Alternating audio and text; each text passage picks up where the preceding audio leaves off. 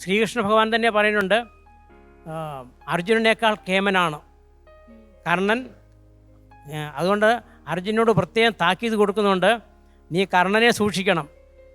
കർണനൊരു വ്രതമെടുത്തിട്ടുണ്ട്, നിന്നെ വധിക്കുമെന്ന്. അമ്മയോടും പറഞ്ഞിട്ടുണ്ട്, നിന്നെ അല്ലാതെ വേറെ ഒരു പാണ്ഡവനെയും ഞാൻ വധിക്കില്ല എന്ന് അമ്മയ്ക്കും വാക്ക് കൊടുത്തിട്ടുണ്ട്. അതുകൊണ്ട് കർണനെ പ്രത്യേകം ശ്രദ്ധിക്കണമെന്ന് ശ്രീകൃഷ്ണ ഭഗവാനും പറയുന്നു. ഏതായാലും ആ മഹത്വമാർന്ന ജന്മം, ആ മഹത്വം മുഴുവൻ പല വിധത്തിലും ആ ജന്മത്തിന് ആസ്വദിക്കാൻ സാധിച്ചില്ല. കർണന് ആസ്വദിക്കാൻ, അല്ലെങ്കിൽ ഒരു പക്ഷേ ദുര്യോധനൻ്റെ സഹായം കൊണ്ടാണോ ഒരു രാജപദവി തന്നെ കിട്ടിയത്. അതിനെയും ആരും അപ്രീഷിയേറ്റ് ചെയ്യുന്നില്ല. ദുര്യോധനൻ അധർമ്മിയാണ്.